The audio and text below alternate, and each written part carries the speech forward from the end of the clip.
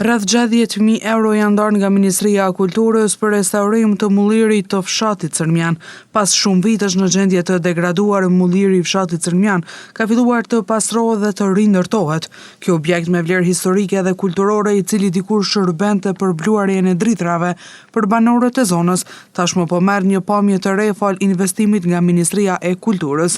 Banorët e fshatit, të cilët e kanë konsideruar mullirin si një pjesë të rëndësishme të trashëgimisë së tyre, janë shprehur të kënaqur me nisjen e punimeve. Gjendja mullirit veç pe shini, po mas i falenderoj drejtorinë e Ministrisë të Trashëgimisë Kulturore të Gjakovës me zotëri drejtorin Visarin e gjithë stafin, edhe drejtorinë atje Ministrinë e Infrastrukturës, Ministrinë këtyne të monumenteve trashëgimisë kulturore të Prishtinës, që kanë marrë vendim për me e marrë inovimin edhe punimin e tina si trashëgimi e vjetër. Të punu janë, ta shpeshifni se saj është qësh është të punu. Mulliri nuk është i veçantë dhe i rëndësishëm vetëm për këtë fshat, por edhe për vendbanimet përreth. Rifunksionimi i tij sjell përfitime të mëdha pasi aty bluhet Misri, Gruri dhe jo vetëm, thot Xhekaj.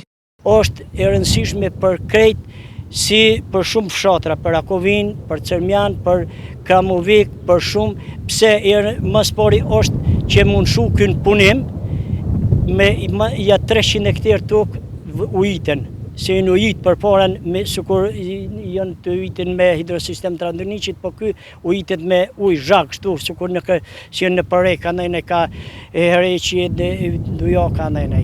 Është shumë i rëndësishëm, edhe është i rëndësishëm që punësohem, bile mas pak të një 10 vetë punësohem. Toni edhe është i rëndësishëm që vinë bluhet Misri, bluhen Gruri, kem bluhet dhe Grur për parën. Mulliri në fshatin Cërmjan do t'i nështrohet restaurimit me një investim prej 60.262 eurosh, financuar nga Ministria e Kulturës e Republikës së Kosovës. Procesi mbikëqyrjes do të realizohet nga Qendra Rajonale për Trashëgimi Kulturore, e cila do të sigurojë që punimet të jenë në përputhje me standardet e ruajtjes së monumenteve historike.